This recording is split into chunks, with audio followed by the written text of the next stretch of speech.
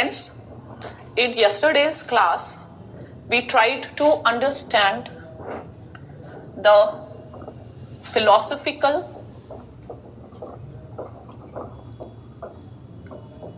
evolution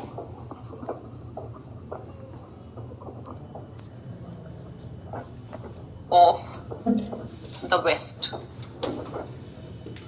of the Western world, Europe.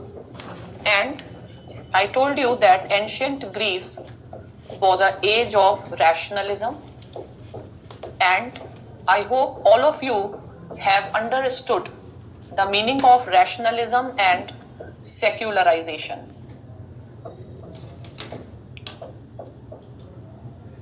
Then comes the medieval Europe, medieval times, and medieval times was the age of religion, or the age of darkness, and church became all pervasive. So here you need to understand the meaning of secularization and absence of secularization, and you need to understand how secularization is linked to rationalization. Fine. And then came the modern age, Renaissance, and Renaissance as well as Enlightenment. So Enlightenment from the Dark Ages, you should find the connection. And Renaissance means revival of reason, revival of Greek way of thinking. So this revival again led to reason, again led to secularization. And then postmodern, I have not explained that much. And then I explained the debates in Western philosophy. So I told you the difference in philosophy. Up till now, you must be able to understand the difference between religion, philosophy, and science. So the origin of science is in the philosophy itself. So we don't have much business to discuss the concept of science here.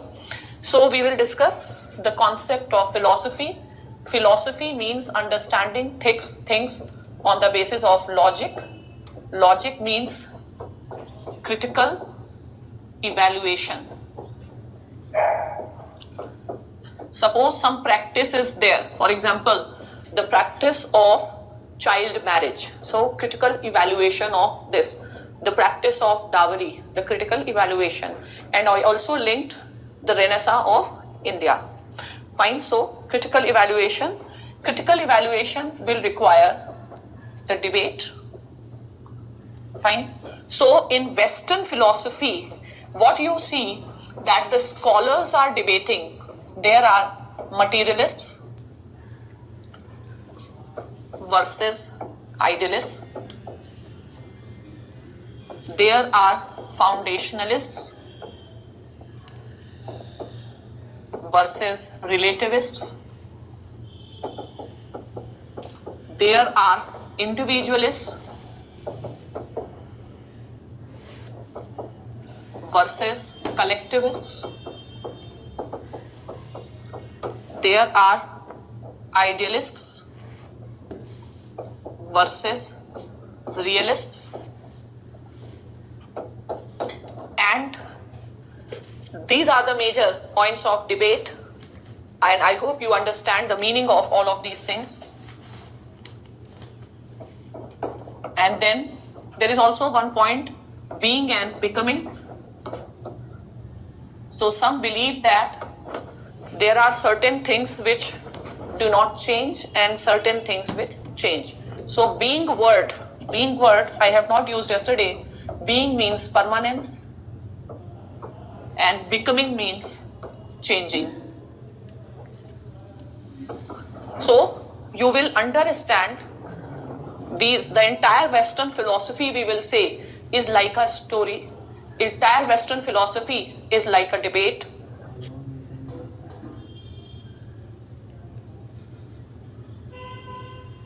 Some idealist will come, then some realist will come, and then again some idealist will come, materialist will come, then idealist will come. So these are the scope of the debates. Now I want you to also understand the meaning of certain philosophical terms. Even if you don't understand, it's okay, because for the students of philosophy optional, it is essential to understand these terms. And for the students of political science, if they understand, well and good. If you have not understood now, somewhere later when we will discuss other philosophers, gradually you will start understanding. But there are certain terms which are always part of teaching of philosophy. So I want that you should be clear with this. So this part we have not done yesterday. So you can just write certain terms, certain philosophical terms. First philosophical term you can say is metaphysics.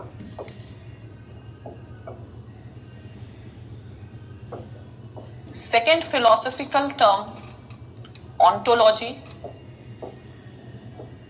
Third philosophical term, epistemology.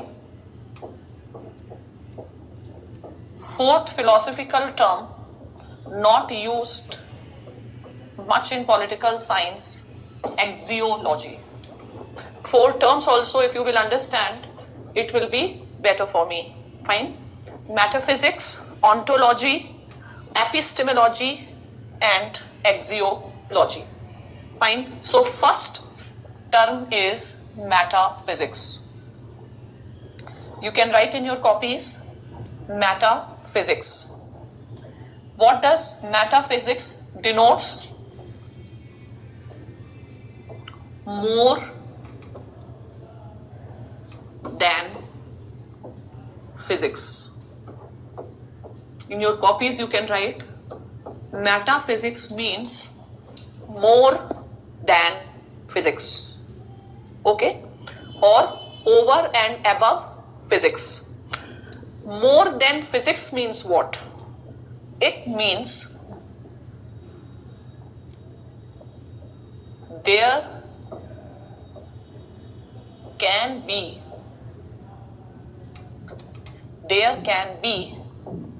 because this metaphysics word, metaphysical word, we will use frequently in Indian government and politics. For example, if we say doctrine of basic structure, it is metaphysical in nature. Fine? Because you cannot see the basic structure, but according to judiciary, it exists. So when I say your focus should be on building the language or vocabulary of the subject, these are some important words which students are often quite troubled with these words, and these words are metaphysics. So metaphysics means more than physics. Metaphysical issues. What does this mean? It means there can be some word or reality beyond the physical world.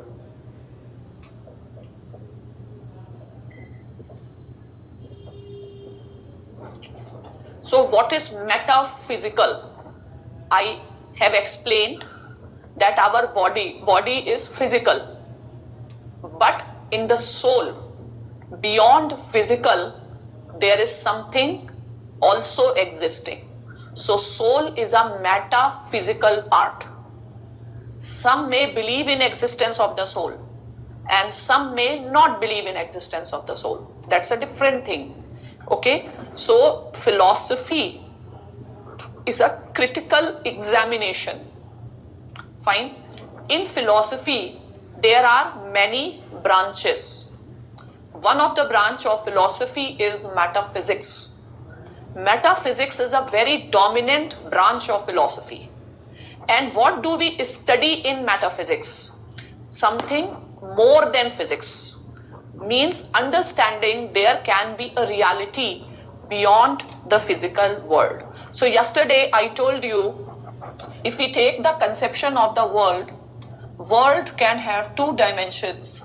One is a physical, and second we call it as the spiritual dimension. I gave you the physical world can be understood by empirical observation, whereas a spiritual world can be understood only by the use of reason. Fine. So metaphysics deals with this part, spiritual.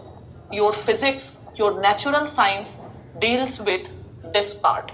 Here when I am using the term spiritual, I am not using it in a terms of religion only. I am using it in terms of something beyond physical. Is this point clear? If we apply the concepts of physics, matter and energy, at least you must be knowing about it. Matter and energy. Fine. If I talk in terms of physics, if I talk not like a philosopher and like an Einstein, a scientist, what I will say that the world is made up of matter and energy. E equals to mc square. Fine. So matter gets converted into energy, energy gets converted into matter. E equals to mc square. So you can see the matter. Matter is a physical part. Can you see energy? You can't see energy, but you deny the existence of energy. You don't deny the existence of energy. So energy is what? The spiritual part.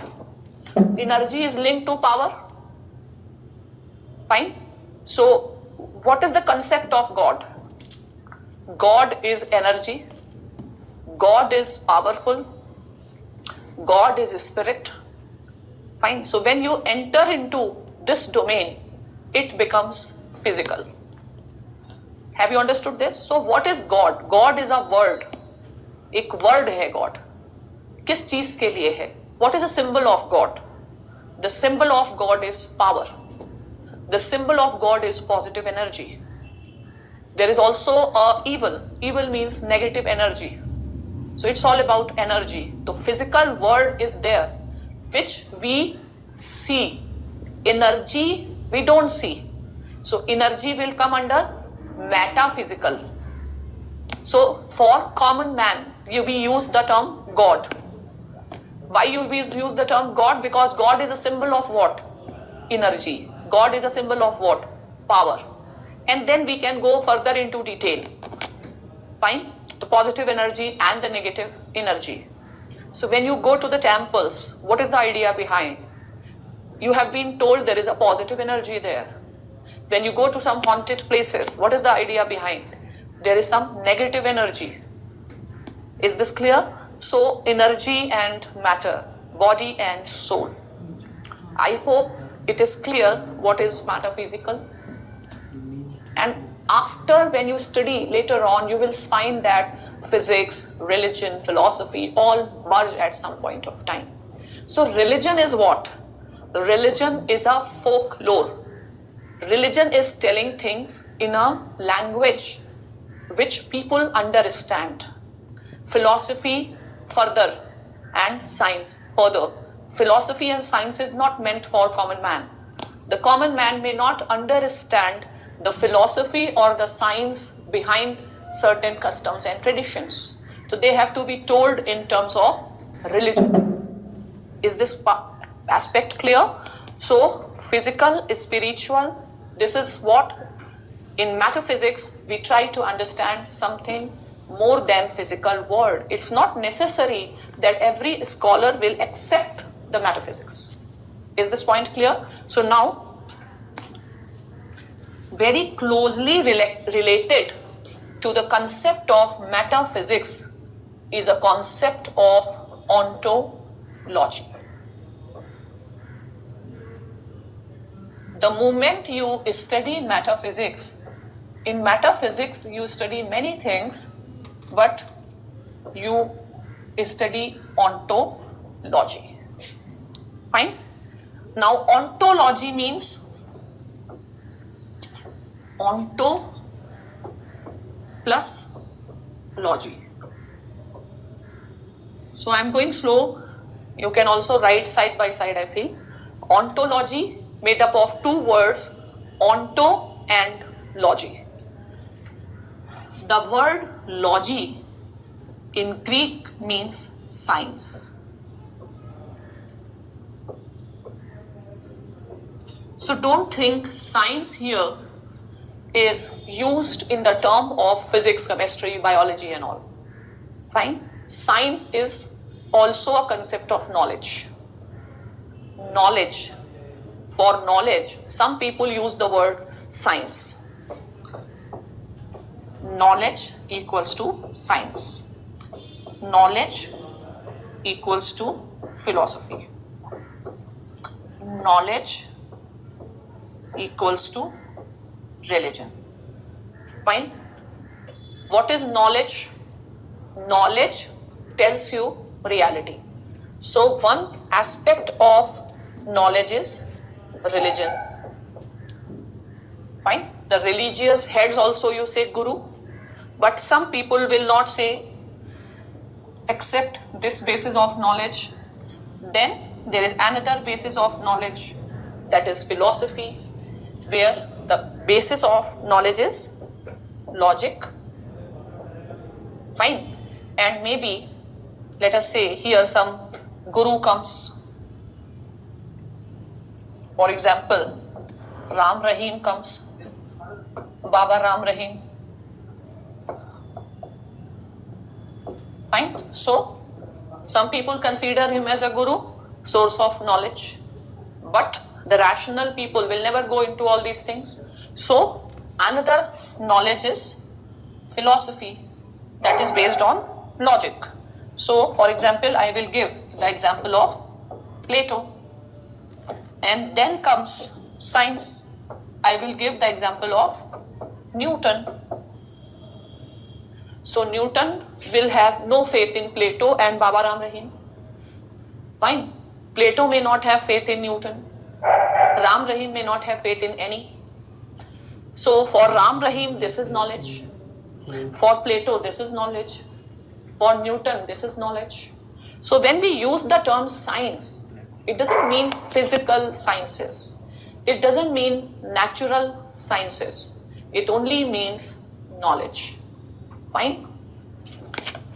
So science word, you can use it for knowledge. Philosophy word, you can use it for knowledge. So when the word science is used here, it is not based on the distinction between philosophy and science, that here some experimentation is being done. No, but logy means science and you can call it as knowledge. That's all. Onto. The literal meaning of onto is existence. The literal meaning of onto is what? Existence. Fine?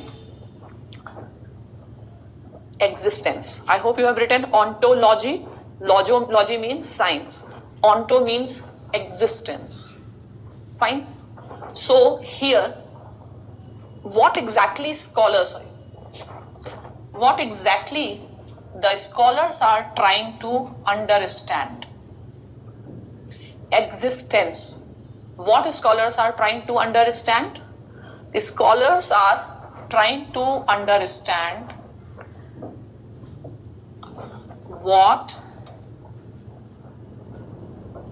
really exists.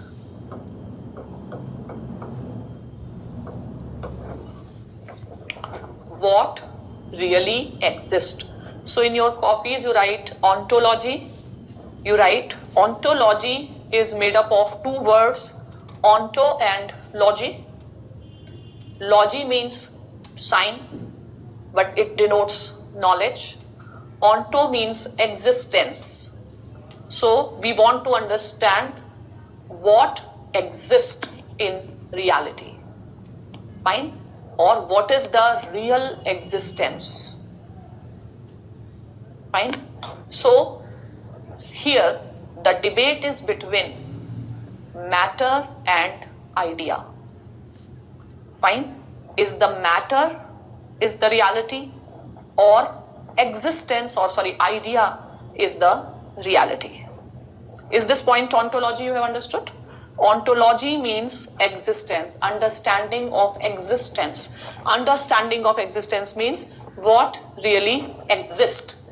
So, what really exists?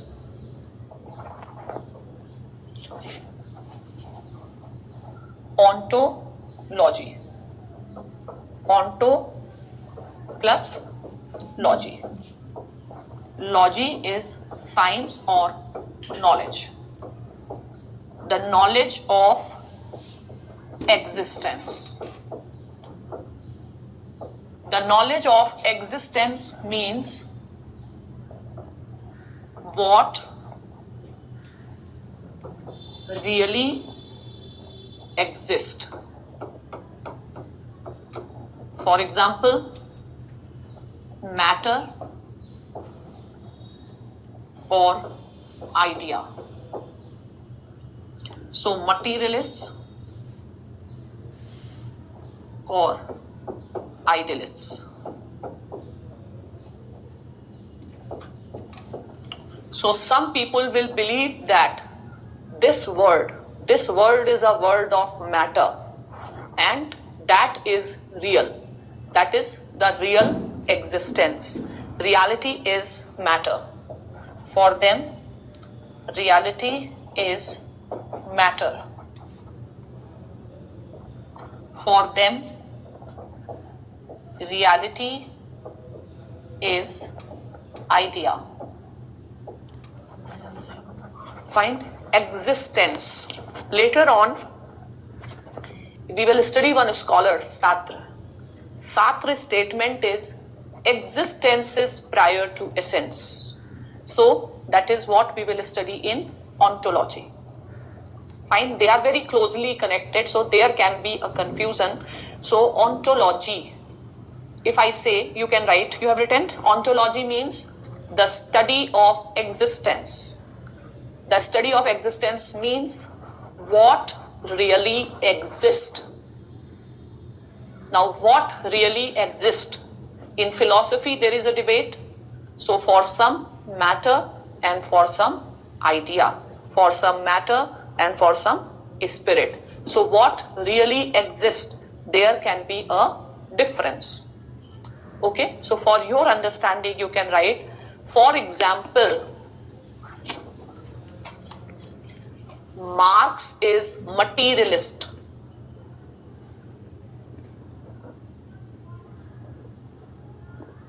Fine. So for him, what really exists is matter. Okay. So I am not giving the name of this scholar right now, or make you write Sartre. So what Sartre says? Sartre says freedom is made up of routine. So these words means they believe in matter as the basis of existence. Next, under idealist, you can write the ontology of Plato is idealism. So for him, the idea is the real existence. Okay. Now, very closely related word to ontology is epistemology.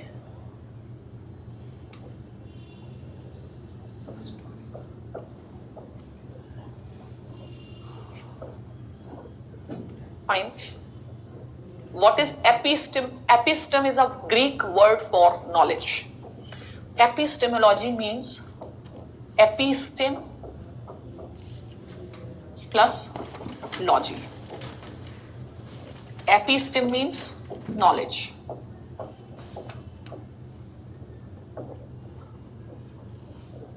Fine. So epistemology is theory of knowledge.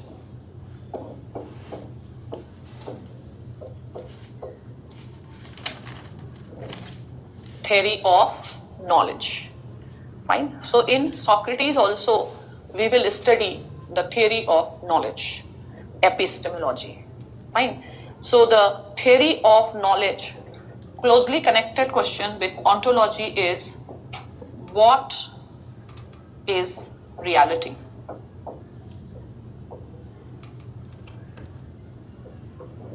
What is the way to understand reality?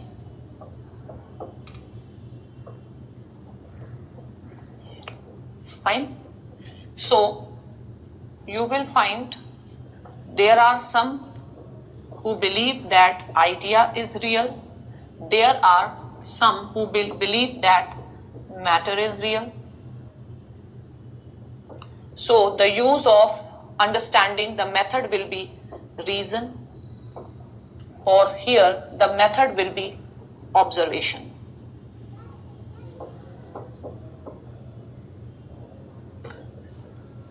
Fine. So keep these words in mind when you will study the actual philosophies. You will start understanding the fine. So there was some, because of power failure, I think there was, you would have not listened to what I'm saying. So I'm again saying, don't get frightened with these words. Stay cool. You will be able to understand these words very easily. I will tell you when are we studying metaphysics, when are we doing epistemology. Fine. So far in today's discussion, just apply your mind. Can you tell somebody the difference between physical and metaphysical? So metaphysical is a belief that there is some reality beyond physics, beyond the physical world. Fine. So if Newton or kinetic theory of philosophy says world is made up of matter, what Einstein said, matter gets converted into energy. Okay. So today you should be in a position to explain to somebody physical and metaphysical. Political philosophy or any philosophy, the best way to understand is you engage in dialogue with the others. So the best thing is you involve your family, you involve your parents and try to explain and see whether you can explain them. You are able to explain what is physical and what is metaphysical, and are they convinced? So now related to it is ontology, the study of existence. So what really exists? Matter or spirit? Matter or idea? Epistemology is closely related to it, which says theory of knowledge. If I believe idea is real, how to understand it? If I believe matter is real, how to understand it? So to gain the knowledge of the physical world, we use senses. To gain the knowledge of idea, we use reason. Okay. Now another word I will tell you is axiology. So we don't need to use it frequently, but axiology is the study of values. So there is a difference between value and fact. Fine. Value means honesty. Value means justice. Value means freedom. Value means righteousness, courage, bravery. This is all axiology. So what is axiology? Study of values. Okay. Then there is also two words we use in philosophy, which I have not mentioned, and I thought I can tell you here only. And these two words are teleology. You will use it frequently in your ethics paper teleology and deontological. Teleology, another term for teleology is consequentialism. So in ethics you will use these words, teleology, more than political science, the words which I have told you will use in ethics. So teleology and deontology. There are certain theories which are teleological theories. There are certain theories which are deontological theories. So what are teleological theories?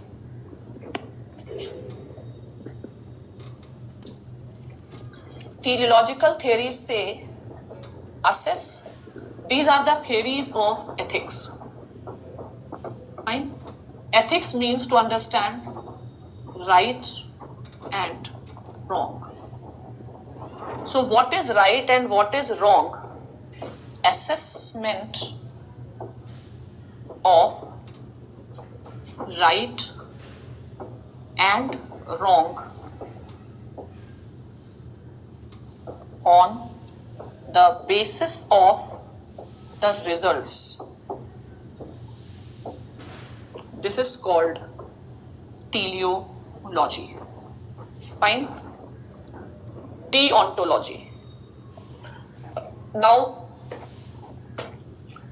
example of teleology we will study in Machiavelli. One famous quotation of Machiavelli is, in politics, ends justify the means.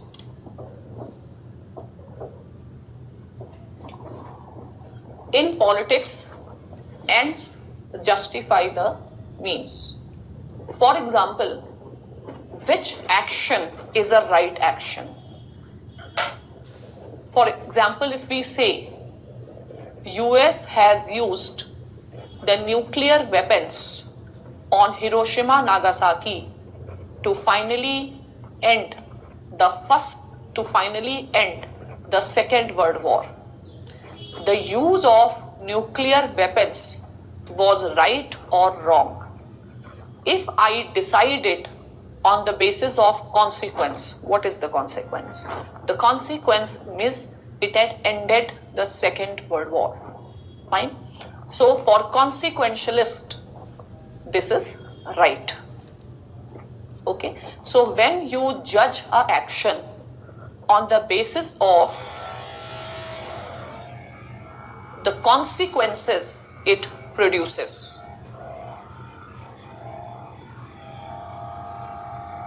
So these are very heavy words and you may find it difficult, but when I will enter into the theory, I'll keep on telling.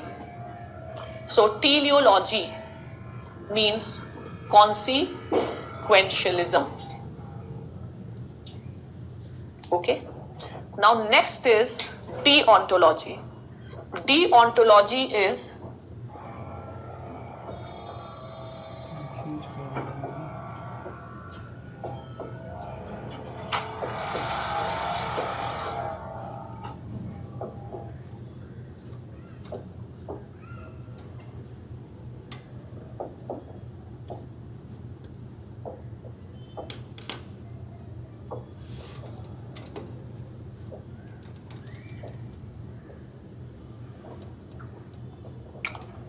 deontology is you believe in certain values.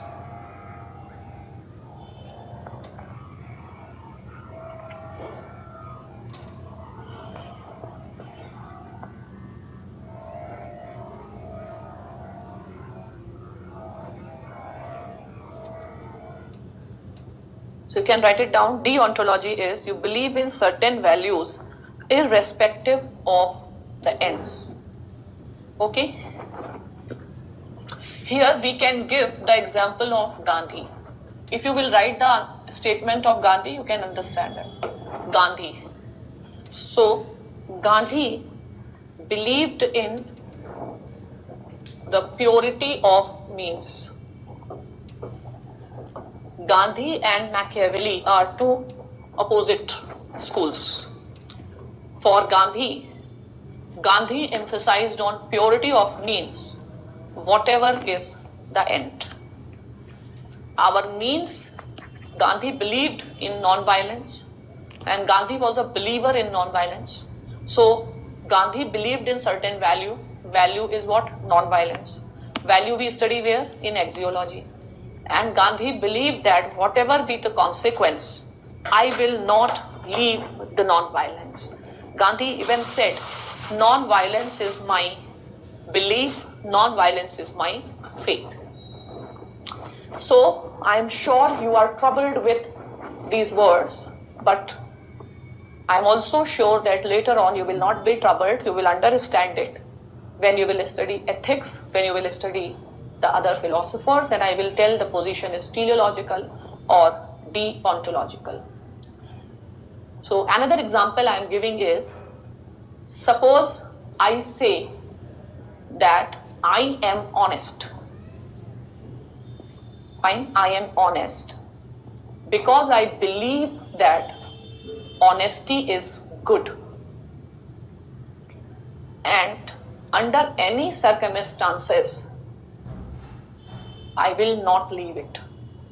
Suppose as an honest officer and the system in which I am working is corrupt, but I believe in certain values of honesty, and because of my honesty I am transferred to some remote position.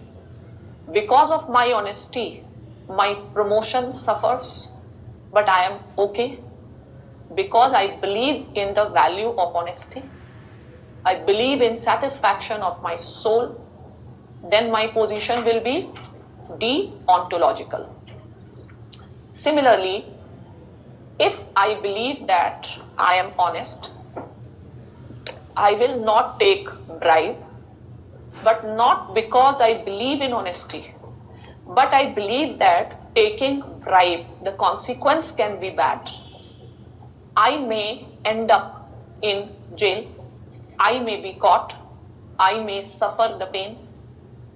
Then my position will be consequentialist or teleological. Okay? So, for teleological, in your ethics paper and in political philosophy, you will study about utilitarianism. So, utilitarianism is a consequentialist doctrine.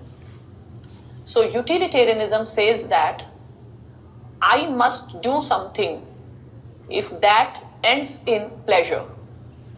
Fine? So, pleasure and pain. I must not do anything if it gives pain. So, whether I should take bribe or I should not take bribe. Utilitarianism says if it results into pain, don't take it. If it results into pleasure, take it. So, here I am focusing on the ends. So, such theories are called teleological theories. Deontological means where I will be honest irrespective of whether it results into pain or it results into pleasure. When we will study the theory of justice given by Rawls, there will be a question. Do you think Rawls' theory is deontological? So we will discuss that then. We will also study Amartya Sen's theory of justice. In Amartya Sen's theory of justice, he gives the two examples, one of Krishna and other of Arjun. Fine. In the war, Arjun was teleological, means Arjun was not ready to go for war, understanding the consequences that it will result into the death of so many. Fine. What is the use of such a victory at the cost of the pain of losing the near and dears? Whereas Krishna's position was deontological, means The Kshatriya has to perform his dharma, whatever is the duty. So in Indian philosophy, Krishna can be an example of deontology. The statement to understand deontology is, do your duty, reward is not your concern, where you are not focusing on the end product. So I hope you are at least, if you haven't understood, I am okay, but I want that you should be just familiar of these terms. Epistemology, metaphysical, ontology, you may get confused how to differentiate it, leave it. Fine? Gradually, you will understand that. So, this is the terms I wanted to discuss with you. And then yesterday, I started with pre-Socratic thinking.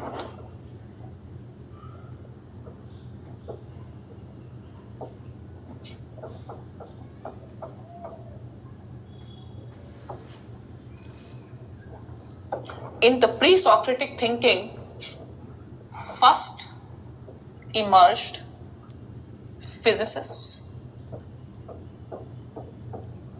like Thales, Anaximander, you don't have to remember their names, and they were engaged in studying the physical part of, physical characteristics of universe. For example, Thales said everything in this universe is made up of water. Some other person said air, some said fire. So they were trying to understand the universal element. What is universal in everything of this universe? So universal means they were foundationalists. So when Thales said everything is made up of water, but in everything of this world you don't see water, it means there is also some concept of change. So some scholars started understanding water and let us say some object, let us say steel. I don't know from chemistry point of view if there's some water in the steel or not. So how this water as a primary element got converted into steel? How? So came the philosopher Heraclitus.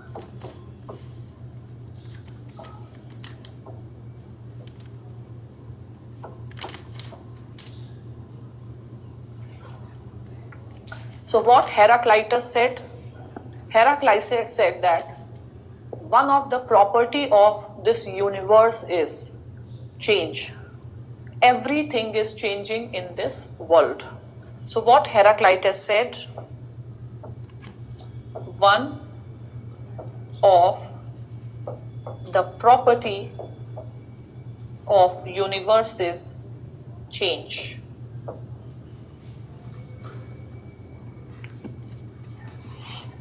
So from all these ideas, physics has also developed. So one of the property of the universe is change. So everything in the universe is changing.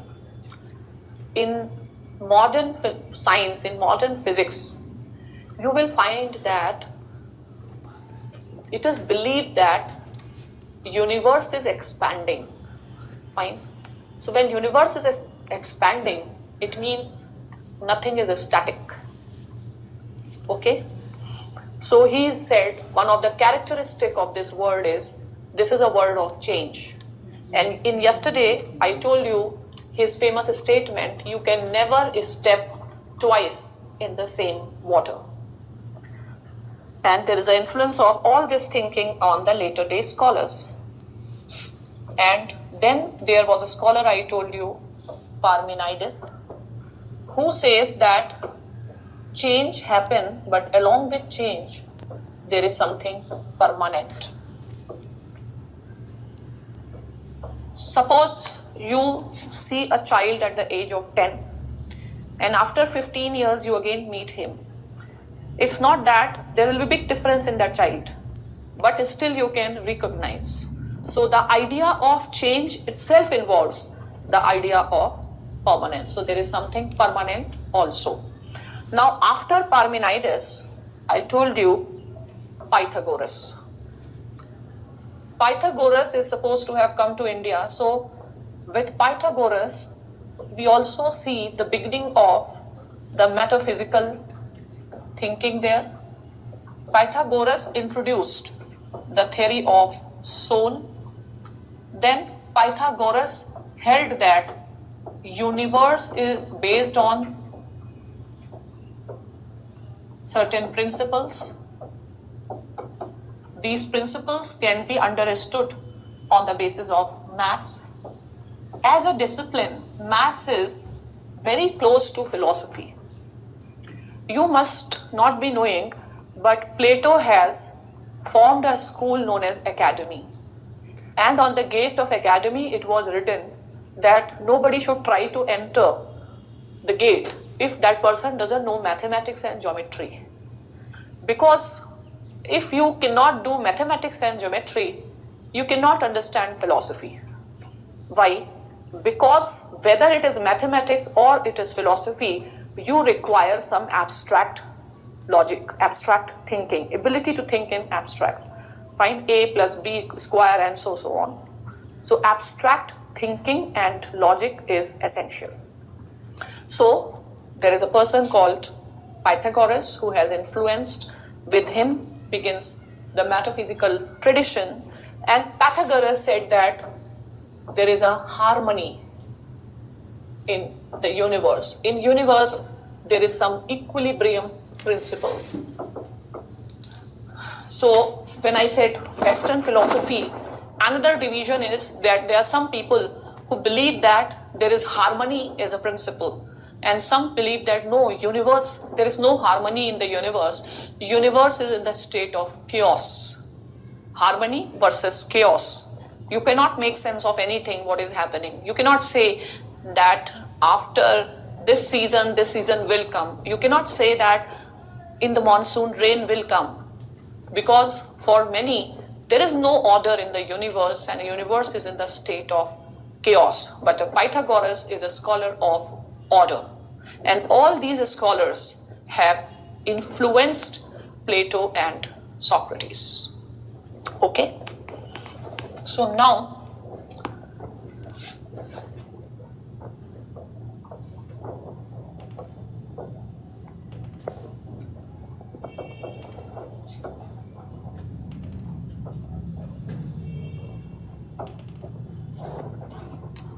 pre-Socratic thinking, you can write in your copies what are the characteristic features of pre-Socratic thinking.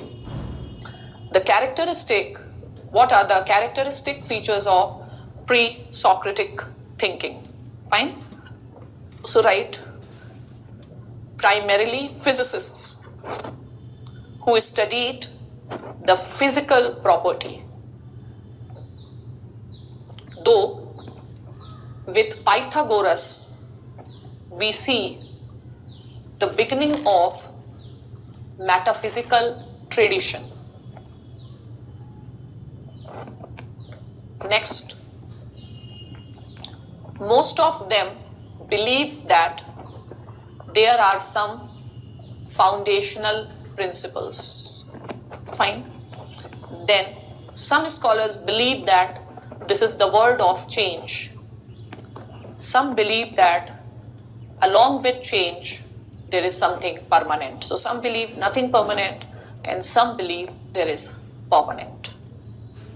And you must understand that Western philosophy is a story. Western philosophy emerged in the debate. So after these physicists and the type of inquiry they were doing and the type of answers they were finding, they could not satisfy the intellectual curiosity. So out of the dissatisfaction from this thinking emerged another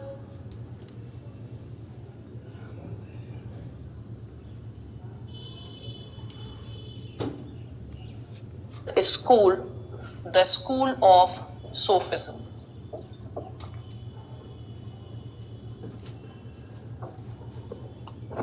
Fine. So now we will study about Sufism.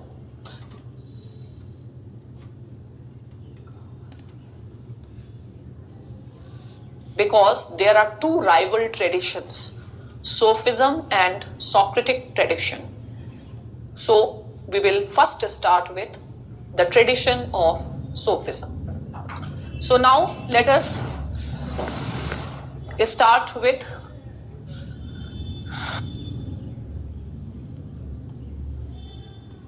the Socratic thinking.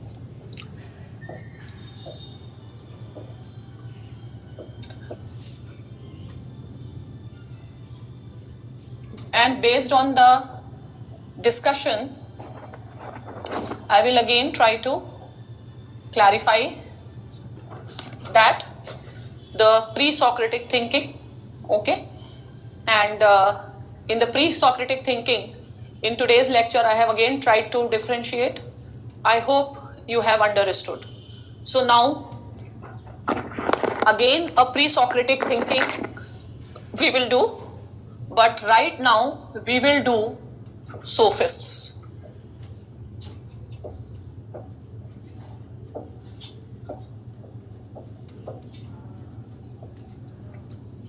And we will try to understand the distinction between sophists and Socratic. Fine. So in the Greek philosophy, you will find two schools of thought, the sophist thought and the Socratic thought.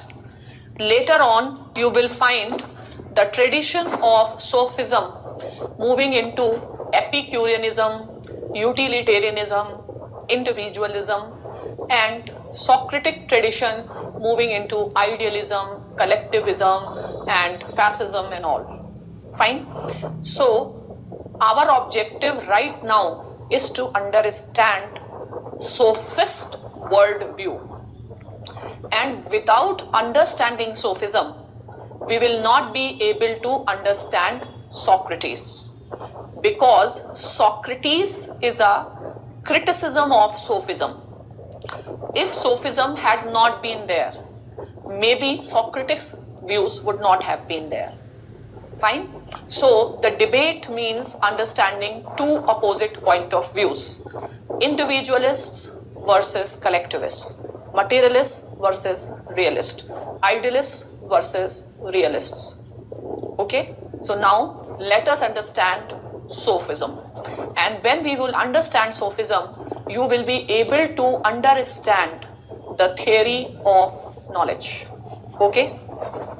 So forget Socrates right now, understand sophists.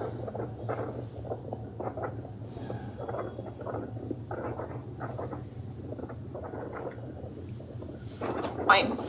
So if you see the dictionary meaning of sophism, it means knowledge, Sophia word, knowledge or wisdom.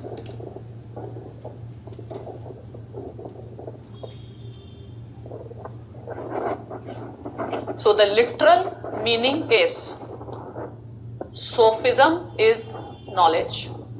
Yeah, if you see the word Sophia means knowledge or wisdom. So in Socrates we will study theory of knowledge. So Socrates defines this knowledge as philosophy. Those sophists are also philosophers, but I am not treating them the father of philosophy, because when we will study Socrates, the term philosophy will acquire a very specific meaning, and in that specific sense, Socrates is known as the father of philosophy. Okay? Now, sophists versus Socratic tradition. How do we define Socrates, father of philosophy?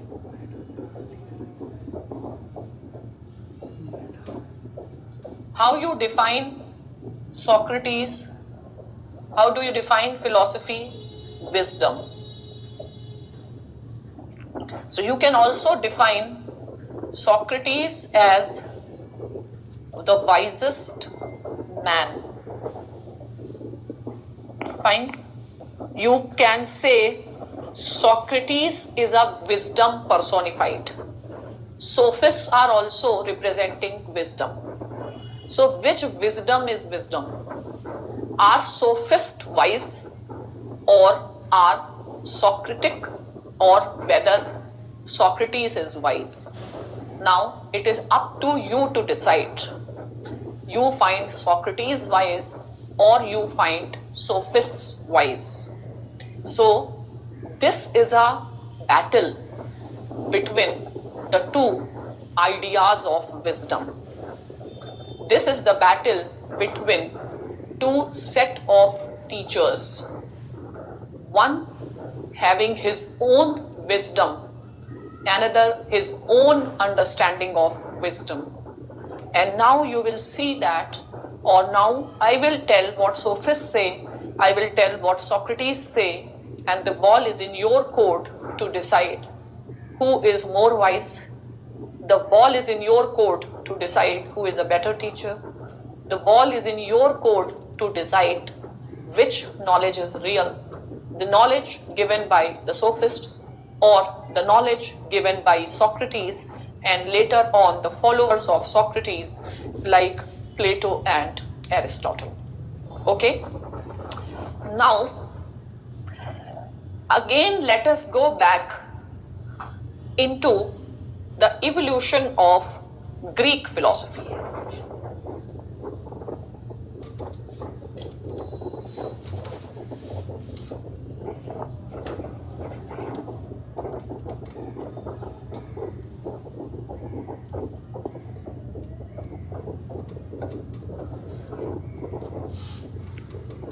The evolution of Greek philosophy. And philosophy has its origin in intellectual curiosity. This is the most important thing to become wise. You should have intellectual curiosity.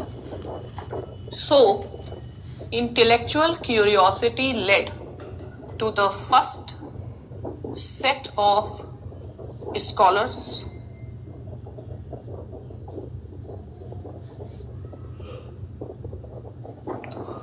from Thales to Pythagoras.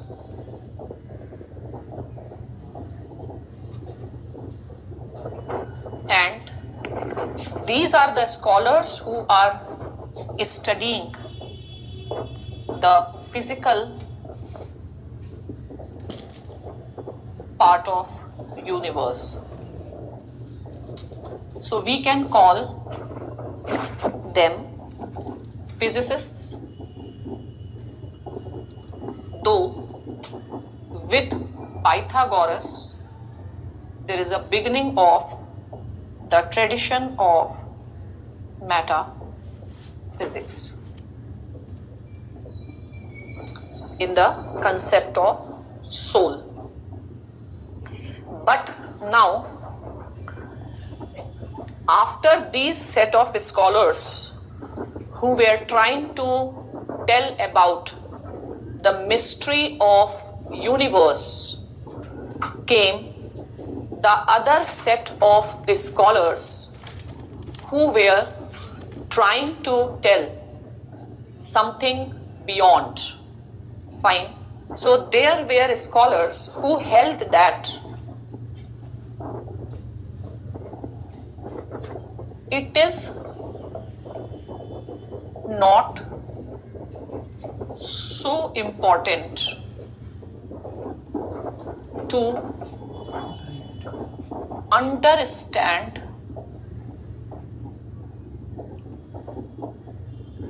or contemplate about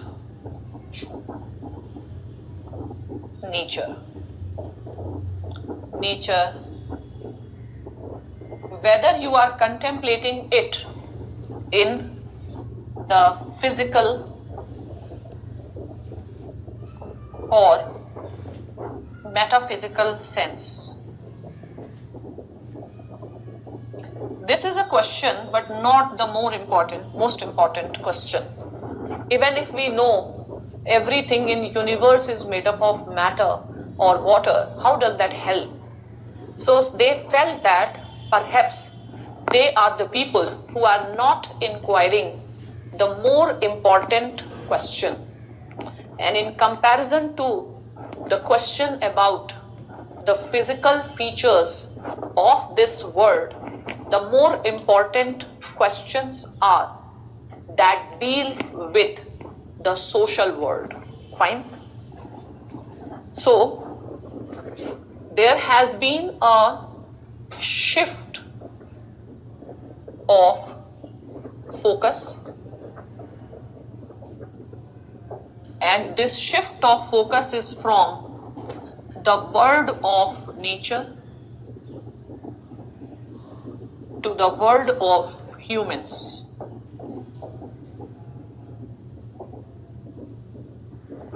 Fine? So from studying about the rain, the water, the lightning, the thunder, it is more important to deal with the social issues.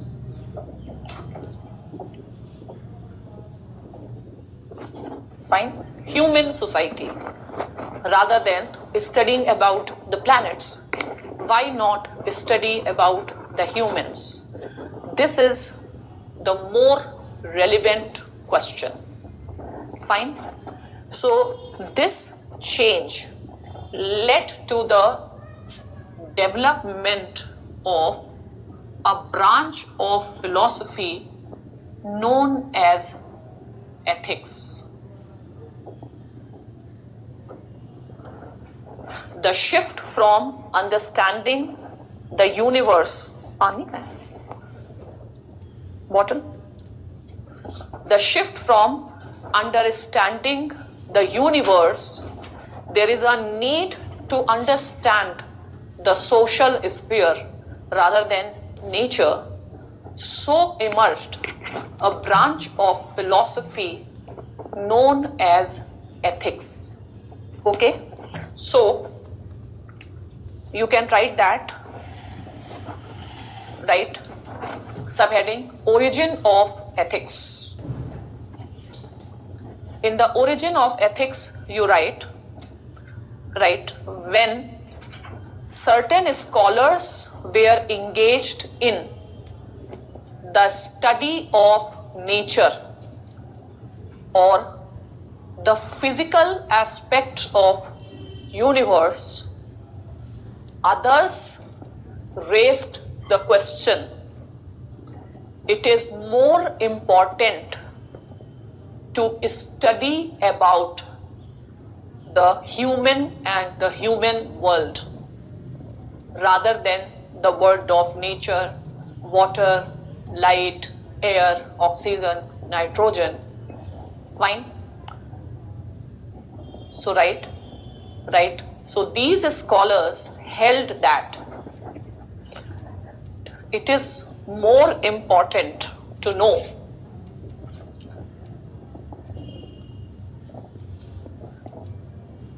right?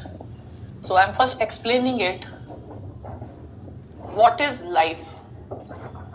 And second question is how we ought to live, or how we should live. So maybe in biology, which is also a sort of a natural science, you study what is life, and you can say that life is made up of protoplasm. The more important question they held is not knowing life is made up of what, rather knowing what should be the way of life. How should we lead our life? What ought to be the life? Is that clear? So we shifted away from the physical world to the world of humans. And here we started dealing with which type of questions ought and should. What should be the way of life? How a person ought to live. So we are entering into the domains of norms, values.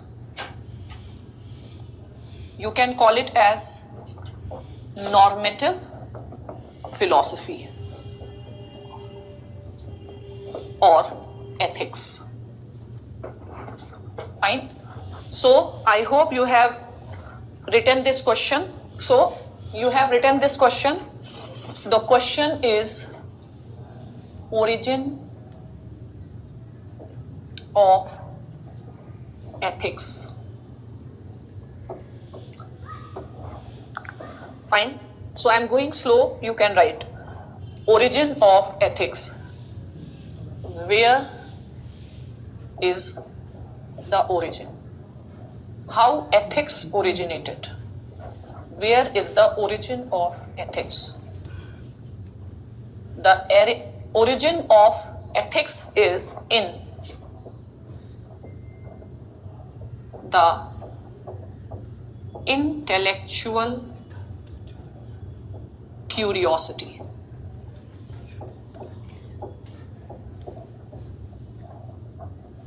So this is the curiosity is the most important progressive element in us, and the origin of ethics is also in the intellectual curiosity. Fine. And when we achieve one, we move towards the other. So intellectual curiosity led some people to inquire about the physical properties.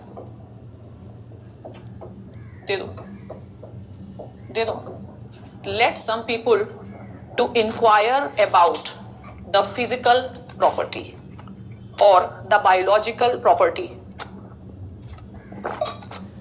For example, what is life? But some people felt that the more important question is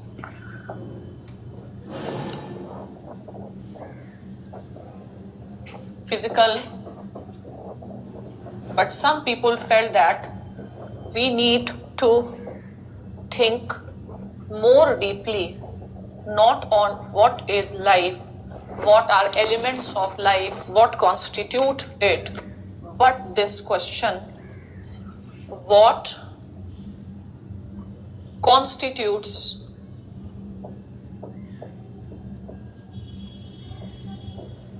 good life?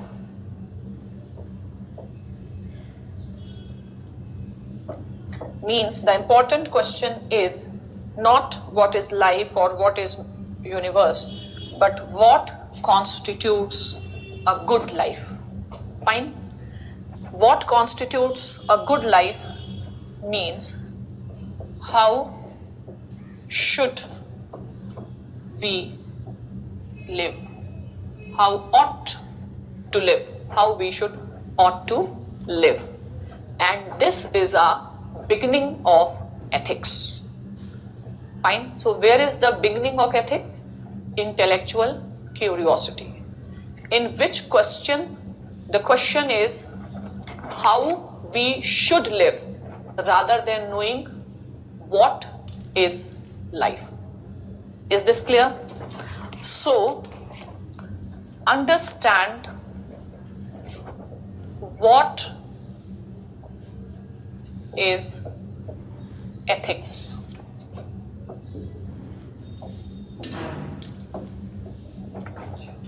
What is ethics?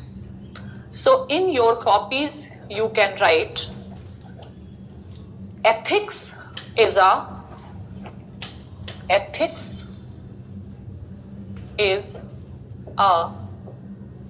branch of philosophy.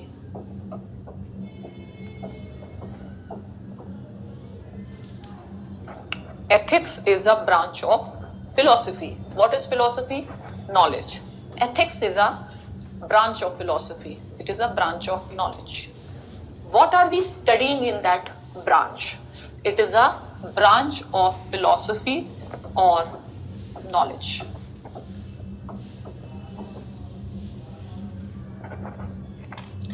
What does, next question is, what do we study in ethics? Fine. Or what is the central question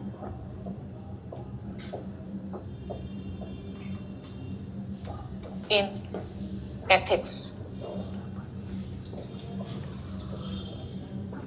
What do we study in ethics, or what is the central question in ethics? Okay. So the answer is the central question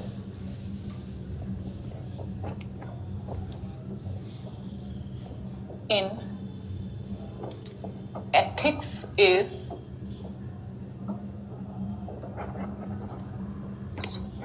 not what constitutes life. Means the central question is not sodium, potassium, water and all, what constitutes life. Rather, what constitutes good life.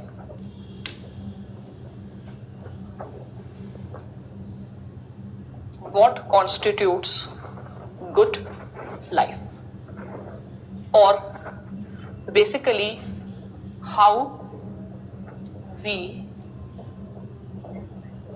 ought to live. Be very attentive.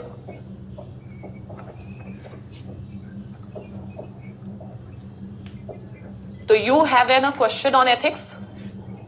Fine, you have a paper on ethics also. And in ethics, what are you going to study? Who is a good officer? Fine. And how officer ought to behave. Who is an ideal civil servant? In ethics, you will get the case studies. And case studies will try to know, do you have an element of goodness into you or not? So, the ethics is what is a good life, how we ought to live, or the central question of ethics is art of living. Art of living. Fine. So, how we ought to live, and what constitutes a good life. If I ask you this question,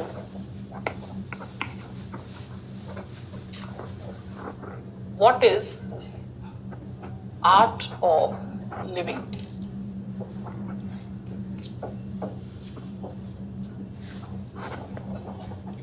Art of living means what is the good life. Fine. So basically, you need to know the definition of good.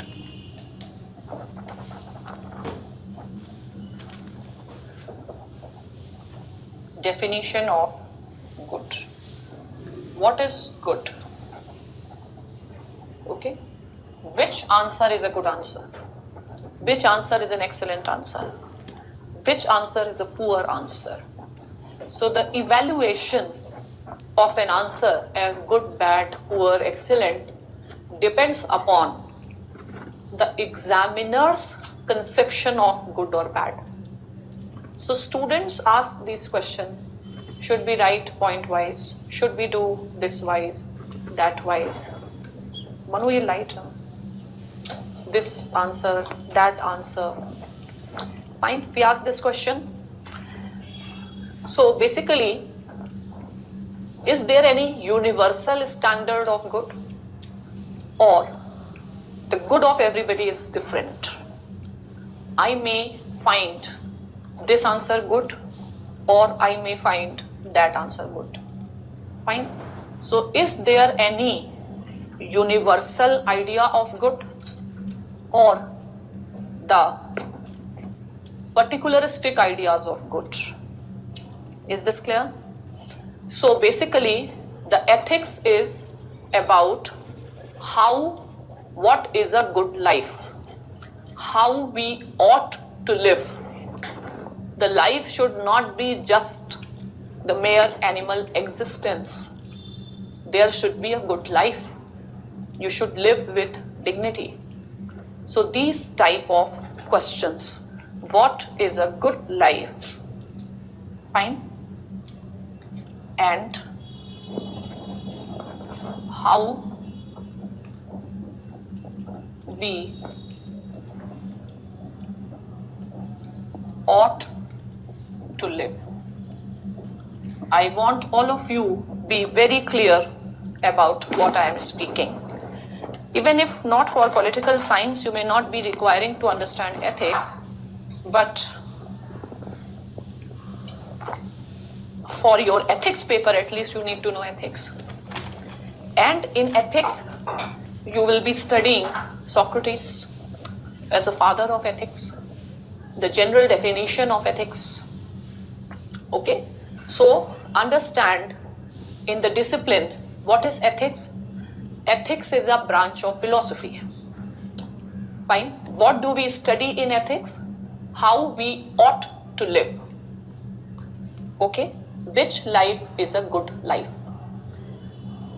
Fine. So first of all, write the questions in ethics is which life is a good life and how we ought to live. Okay.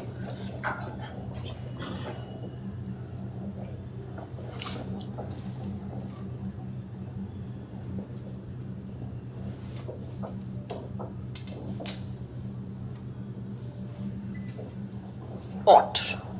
So whenever these type of words come, ought, should, we call it as a normative. We call it as a normative discipline.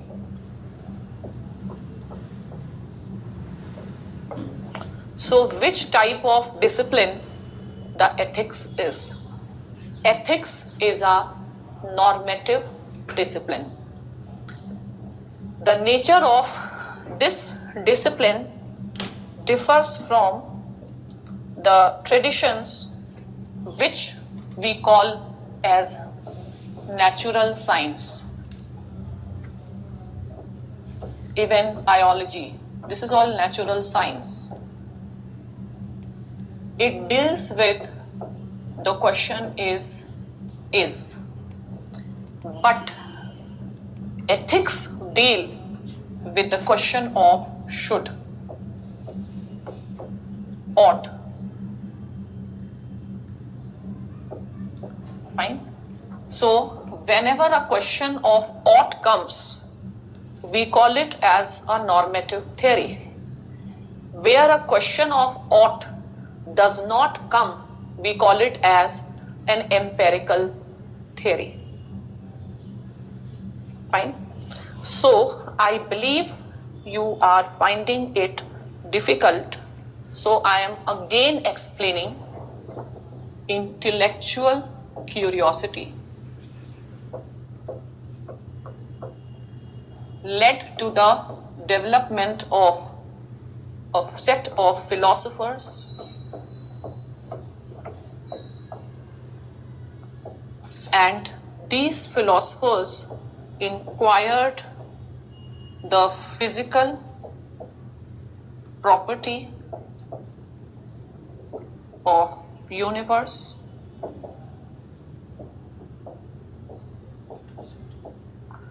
physical property of universe means material aspects. Fine. So for example, if we take biologist will see that the life is biologist. We call them physicians and all. They say that life is made up of protoplasm.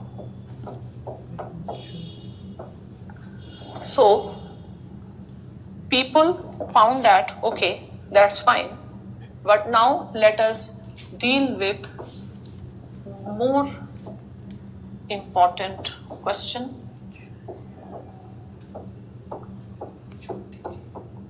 The more important question is, what is the more important question? What is a good life?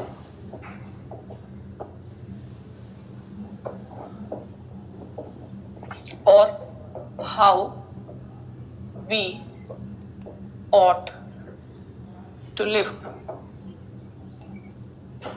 Fine. So the branch of philosophy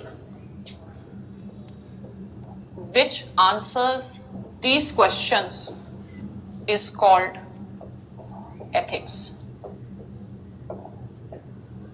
I hope it is now clear. So if you ask question, what is the nature of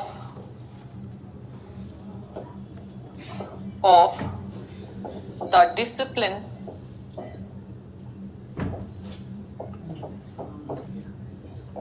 of ethics? What is the nature of the discipline of ethics? If your question is, what is the nature of the discipline of ethics? I am writing in another page. We are studying about ethics now. Fine. So, what is ethics? Ethics is a branch of philosophy or knowledge.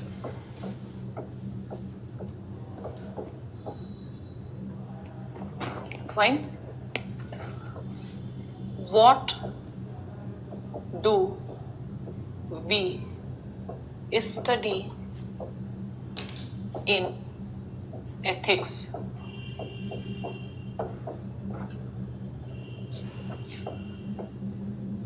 Art of living.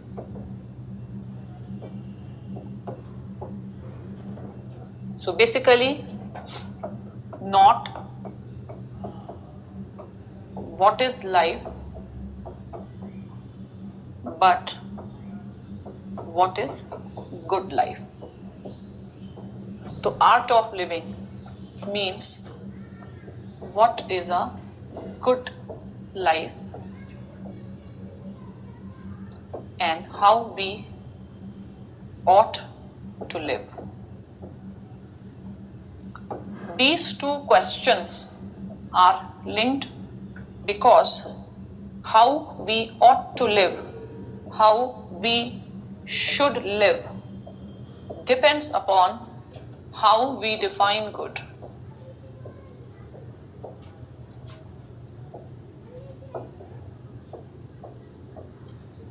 What is good?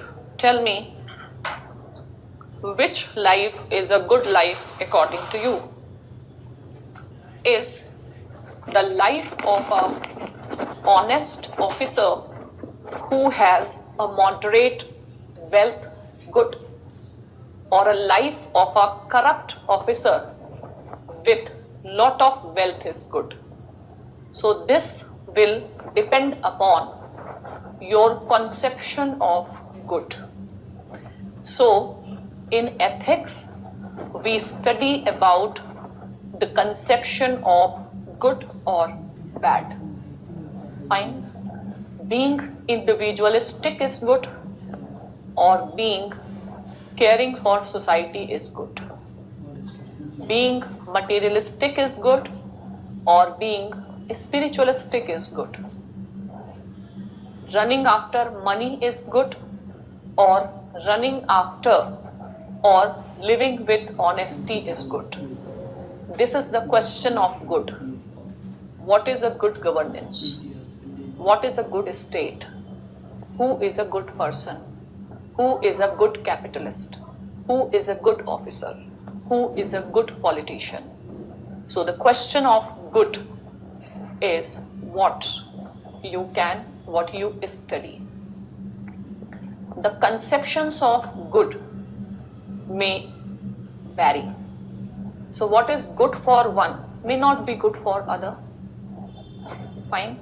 So it vary. So that is why philosophy is called as a normative discipline. Okay. Because you focus on, or ethics is called a normative discipline because you are trying to understand the idea of good. Is this clear? So you can just write next question. What is the nature of the discipline of ethics? What is the nature of the discipline of ethics? What is the nature of discipline of ethics? This question can also be asked in another way. What can be the other way? The other way is, what type of theories are the ethical theories?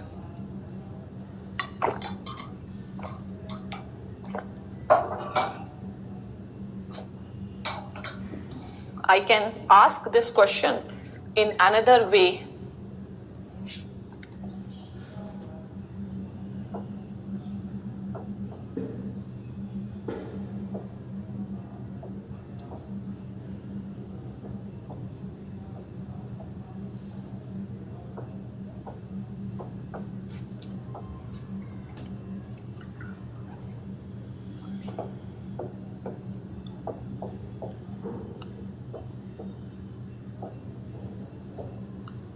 So I have seen students quite troubled with these words and they are not clear with all these things.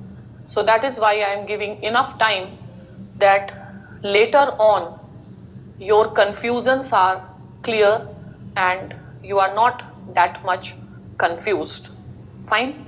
So what type of theories are ethical theories? We use this word normative.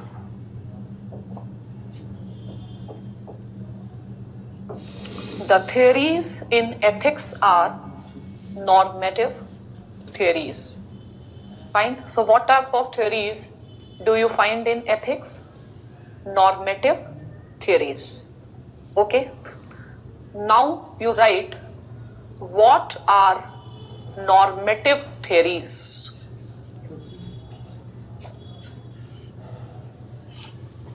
So I'm again writing, what type of theories are found in ethics? Fine.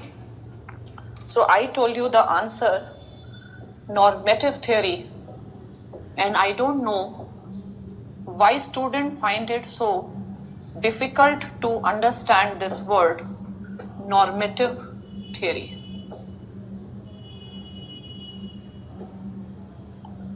Fine. So normative theories are called normative theory because they are based on certain norms.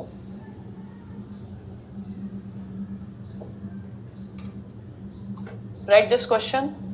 What type of theories are in ethics? And the answer is normative theory. Then you write, what is a normative theory? Or what is normative? Means which is based on norms. ठीक है? Norms means values. Values. Fine. For example, this is a norm in my family. This means this is a value in my family and I adhere to it. This is a norm that everybody will take the dinner together. Means we give importance to it. We give value to it. So norm is a value. Fine. So values means what should be. What ought to be.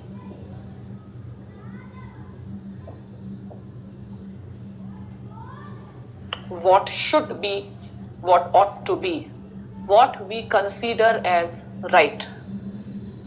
So again, ethical theories are normative theories. Normative theories means based on norms. Norms are based on certain things we consider right, desirable, valuable. How do we decide this norm? This norm is based on some understanding of good or bad. Fine. So the normative theories are based on certain judgments. Judgments of right and wrong. See, you will not be asked to write what are the normative theories and all, but you have to understand the language when I used the word normative. Normative means value based. Value based means something considered precious and valuable. So something is valuable. This stone is valuable. It is based on certain judgment. So the theories of ethics are judgmental. They are value based and they are normative. Is this point clear? Because students are always somehow scared with these words, and if you think systematically, you can very easily and logically derive these words, and you can say that values means norms, something precious, and something is precious or not is based on some standard, and on the basis of that standard you make the judgment. So normative theories are judgmental. Ethical theories have a judgment, the judgment of good and bad, right and wrong. These judgments are based on some standards. These standards are the values. Fine. So you do a judgment that this is a good answer and this is a bad answer. Fine. This judgment is based on certain norms. So examiner can form certain norms that an answer should have facts and analysis and the views of scholars and whatever can be the norms. Fine. So judgment is based on norms. So such theories are called as normative theory, and they may be subjective also. Fine. You have understood the normative theories? So theories in ethics are normative. Write it down. Thus, the theories in ethics are the normative theories. They are normative theories because they are based on certain judgments. Judgments are based on certain standards or values. Okay? So it's important to understand these words. Fine. So again I am emphasizing the theories of ethics are normative theories. They are normative because they are based on norm. Norm is based on judgment or a standard or value. Fine. So you also write that the theories of ethics are value based. They are based on some value, some judgment of good, bad or evil. Now to have more clearer idea of normative theory, we can see which is the other type of theory. Fine. So the other type, to understand normative theory, I always believe if you contrast, then you can understand better. So in order to understand what is day, it is desirable to understand what is night. In order to understand what is success, you must understand what is failure. So in order to understand what is normative, you will have to understand what is empirical. Fine. So normative theory versus empirical theory. Empirical is based on observation. Empirical means observable. Observation. What you can observe. What you can observe? You can observe facts. You cannot observe values. Fine. So facts are facts. Fine. Red is red. White is white. So fact is fact. Fact is not based on any judgment. So they are, empirical theories are value free. They are not based on judgments. In the physical world, in the physics, in the biology, you will have empirical theories. In ethics, you will have normative theories. Normative theories are based on norms. Empirical theories are based on facts. So normative theories are value-based. Empirical theories are value-free. Norms can be understood, but they cannot be seen. Facts can be seen as well as understood. So I hope you have understood the two types of theories, the empirical theory and the normative theory. Empirical theory will observe the things as they are. Normative theory will contemplate how things should be. Fine. So in social sciences, we are more engaged in normative theorization.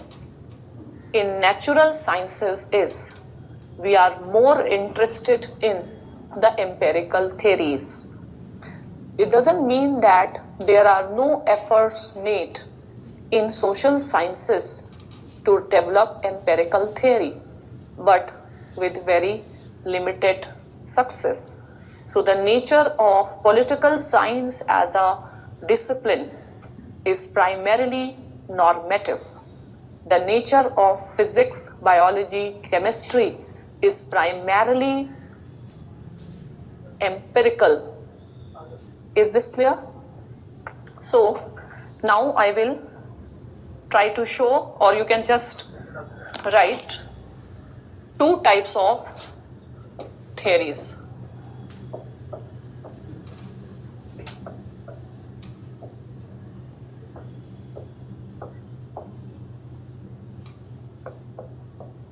Normative and empirical.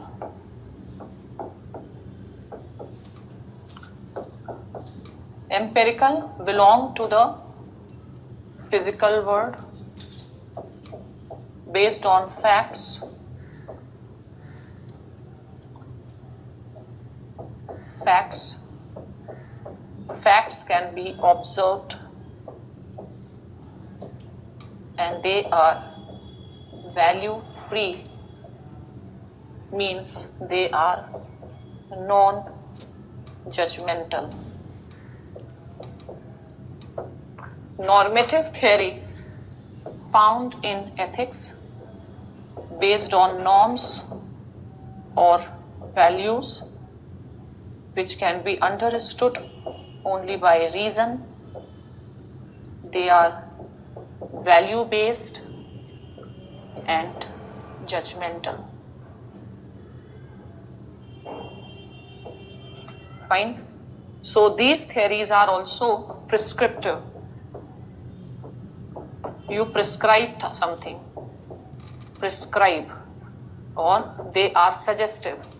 Because you believe something is right, you suggest. But these theories are not suggestive.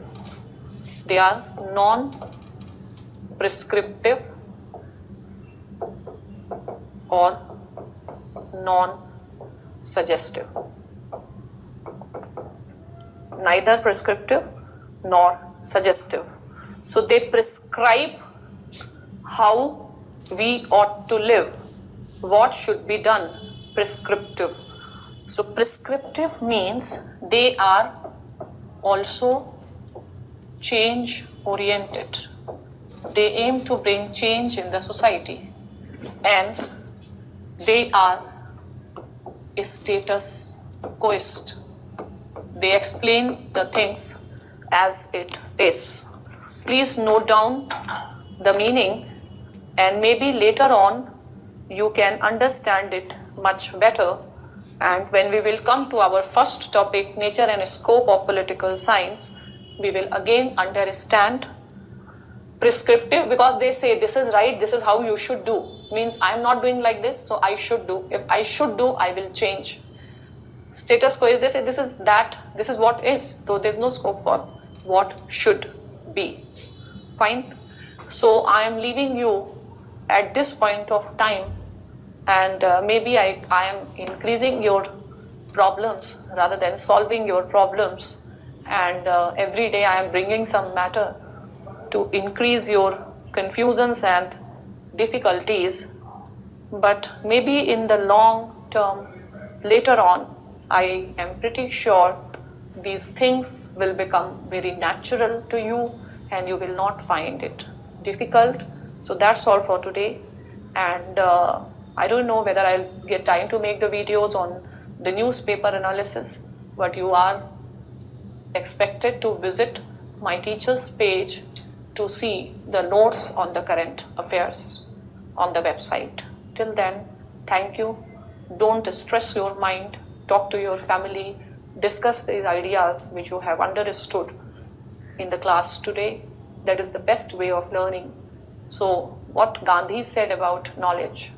Gandhi said education should be from the book of life. So, rather than engaging yourself with the books, you engage with the people and see whether you have two skills, ability to, the most important thing for an administrator is communication.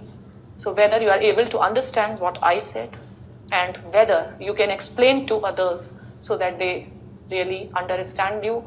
Do the practical, talk with your parents, friends, sisters, brothers, explain these things to them. I hope they will find it interesting. Thank you.